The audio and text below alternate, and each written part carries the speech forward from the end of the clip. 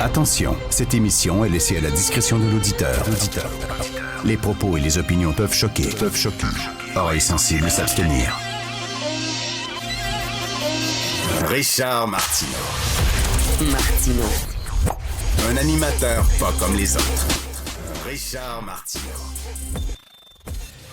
Hey, merci d'être fidèle à Cube. Je veux réfléchir à voix haute avec vous sur le scandale du jour. Parce que maintenant, chaque jour, il y a un nouveau scandale. Il y a 2 jours, c'était Guillaume le Métivierge. Puis bon, hier, c'était Serge Chapelot, le caricaturiste de la presse, qui a été sévèrement blâmé. On dit qu'il a fait une caricature antisémite parce qu'il a montré, il a dépeint Netanyahou, le président d'Israël, le premier ministre d'Israël, comme un vampire, hein, comme Nosferatu, le fameux film de vampire fait dans les années 20 à l'époque du cinéma muet en Allemagne. Je veux rien que réfléchir à voix haute parce que je me pose des questions, OK? Lorsqu'on dépeint Donald Trump comme un gars dangereux, sanguinaire, inquiétant, terrifiant, soit un imbécile, soit un agresseur sexuel, est-ce qu'on dit que tous les Américains sont comme lui? Non, on vise lui. Quand on fait une caricature de Trump, tout le monde comprend que c'est Trump qu'on vise et pas tous les Américains. Je pose la question. Je sais que à l'époque, les nazis, lorsqu'ils parlaient des Juifs, ils utilisaient 2 images très négatives, très dégueulasses, abjectes. L'image des rats. Les Juifs, c'est comme des rats, ça pullule, ça se multiplie, ça transmet toutes sortes de maladies avec leurs idées. Hein, les idées contaminent les gens, puis tout ça. Bon, fait qu'ils montraient, ils faisaient des films de propagande où vraiment il y avait un parallèle entre les rats et les Juifs. Et aussi les vampires. Il disait les Juifs étaient des vampires. Il utilisait souvent cette image-là qui suce le sang des Allemands, qui nous contamine aussi un peu comme des rats, blablabla. Je comprends ça d'un côté, effectivement. Puis pour certains Juifs, l'image du vampire, ça rappelle l'iconographie antisémite que les nazis utilisaient. Mais je pose la question. Lui, il s'attaquait à Netanyahou, puis c'était très, très bien décrit. Il dit, le premier ministre d'Israël, pour moi, est comme un vampire. Est-ce qu'il s'attaquait nécessairement à tous les Israéliens et à tous les Juifs? Je pose la question, parce que quand on dit que c'est un dessin antisémite, c'est que c'est un dessin qui discrimine contre tous les Juifs, alors que lui disait non. C'est Israël. On a le droit de critiquer, dans des termes très durs, hein, je suis Charlie, hein? C'était quoi, je suis Charlie? C'est-à-dire qu'on a le droit de faire des dessins, des fois, qui sont choquants, des fois qui secouent la cage, des fois qui oui, nous scandalisent. Alors, c'est ça, je suis Charlie. Fait que lui, effectivement, c'est un dessin qui allait loin. Le leader d'Israël comme un vampire, mais est-ce qu'il s'attaquait nécessairement à tous les Juifs? Je pose la question, parce qu'on a sauté très vite sur la conclusion que, il est antisémite. Hein, parce que c'est le scandale du jour. Il faut tout de suite avoir des idées. Là. Maintenant, là, il arrive un scandale. 5 minutes après, tout le monde se prononce. 10 minutes après, la personne est jugée. Paf, on passe à un autre cas. Puis on ne prend pas le temps de réfléchir. Moi, je pose cette question, puis je veux réfléchir avec vous. Plus tard, je vais réfléchir aussi avec Y, l'excellent caricaturiste du Journal de Québec et du Journal de Montréal, là-dessus, sur les caricatures. Autre chose, j'ai toujours cru que nous ne sommes pas responsables de nos fantasmes. Tu sais, les images qu'on a dans la tête, qui nous popent dans la tête quand on est excité, ou les images qui nous excitent. Je ne sais pas ce qui crée ces images-là. C'est-tu des expériences qu'on a eues quand on était jeune? C'est-tu, je ne sais pas. On dirait qu'on vient au monde avec ça. Il y en a, c'est les femmes avec des bas nylon noirs. Pouf, ça les excite. Il y en a d'autres, c'est les gros seins. L'autre, les grosses fesses. L'autre, les vieilles femmes. Hein? Parce que dans la porno, il y a les MILF. Mother, I'd like to...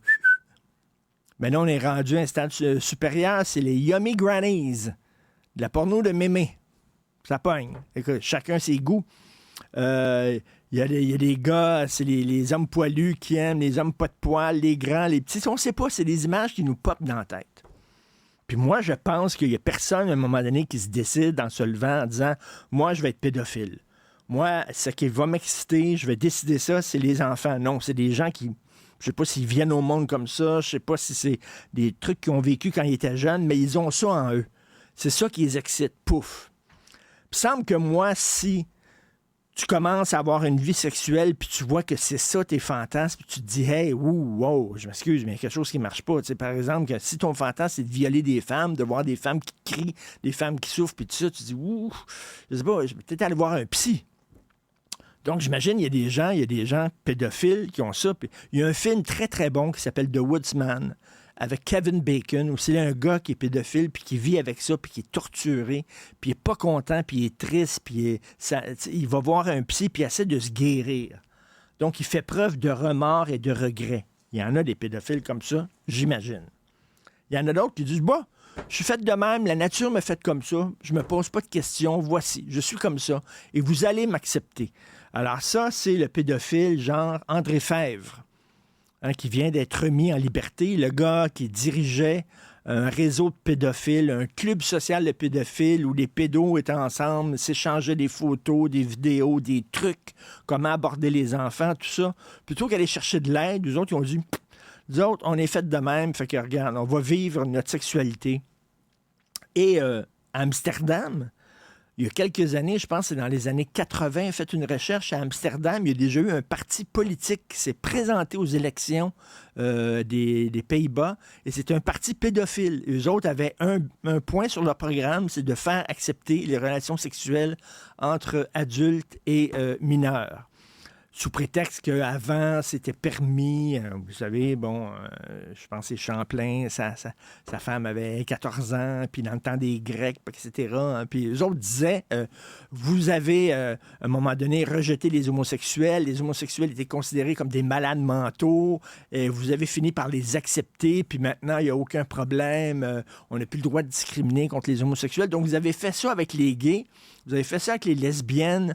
Vous allez faire ça à un moment donné avec les pédophiles parce que c'est une orientation sexuelle. C'est ce qu'ils disent. Je suis tout à fait contre ça. Là, en disant, non, c'est une déviance. Là. Mais les autres disent que c'est une orientation sexuelle. Et André Fèvre fait partie de cette gang de pédophiles-là. Lui, il n'a aucun regret, aucun remords. Alors, régulièrement, il se fait arrêter. Il va en dedans. Après 2/3 de sa sentence, même s'il n'a fait aucun cheminement sur lui-même, suivi aucune thérapie, a démontré pas le moindre remords, pas le moindre regret. On le sort d'office aux 2/3 de sa peine. Ça, c'est un autre problème avec notre système de justice. Selon moi, les libérations conditionnelles, ça devrait être un cadeau. Hein? Si tu as fait un cheminement, si tu as montré des remords, si on veut, si on voit que tu as changé, tu as fait vraiment, on va te donner ta libération. Mais là, c'est d'office. Quand on dit, on donne 9 ans, c'est 6 ans, finalement. 9, ça égale 6. Je trouve ça complètement ridicule, mais c'est comme ça. Maintenant, on les donne automatiquement. Récemment, il y a eu un problème. C'était quoi? C'était un fraudeur, je crois. La commission des libérations conditionnelles a fait un rapport. Ils ont dit ce gars-là a fait aucune démarche pour changer, fait preuve d'aucun remords, aucun regret. Il risque même d'être un danger pour la société, mais on va le sortir. On va le sortir aux 2/3 de sa peine parce que maintenant, c'est ça, c'est d'office. Donc, lui, André Fèvre, il rentre en dedans. Après ça, il sort, puis il met son petit bouton de loup. C'est comme ça qu'ils s'identifient les uns les autres.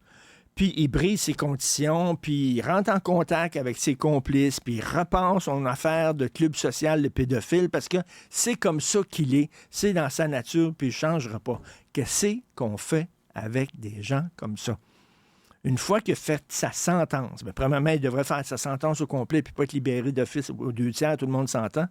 Mais même là, une fois qu'il fait toute sa sentence, on dit 8 ans de prison, et après 8 ans, c'est fini, il sort. Il va recommencer la même maudite affaire. Il n'y a rien à faire avec ces gens-là. C'est pas que tous les pédophiles sont comme ça, mais lui, il fait partie des cas durs. On fait quoi?